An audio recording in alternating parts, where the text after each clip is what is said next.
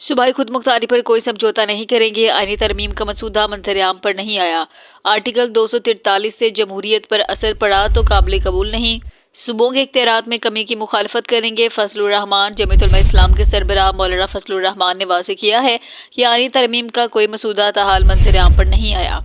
अगर सूबों के इख्तियारात में कमी की गई तो JUI भरपूर मुज़ाहमत करेगी। प्रेस कॉन्फ्रेंस में मौलाना फजलुर रहमान ने कहा कि पार्टी की पार्लिमानी नशिस्त में कौमी असम्बली और सेनेट अरकान ने शिरकत की, ताहम 27वीं आईनी तरमीम पर बात करना कबल इस वक्त है। उन्होंने खबरदार किया 26वीं तरमीम में हुकूमत 35 शिक्कों से दस्तरबरदार हुई थी। अगर उनमें से कोई शिक दोबारा शामिल की गई तो ये आइन की तौहीन होगी। सरबराह JUI ने कहा कि 18वीं तरमीम के तहत सूबों को जो इख्तियारात दिए गए हैं उनमें किसी भी किस्म की कमी बर्दाश्त नहीं करेंगे। अलबत्ता सूबों के इख्तियारात में इजाफा किया जा सकता है। मौलाना फजलुर रहमान ने आर्टिकल 243 से मुतालिक भी कहा कि अगर इसमें तरमीम जमहूरियत पर असरअंदाज हुई तो JUI इसे कबूल नहीं करेगी। उन्होंने हुकूमत को तनकीद का निशाना बनाते हुए कहा कि सूद के खात्मे पर कोई पेशरफ्त नहीं हुई।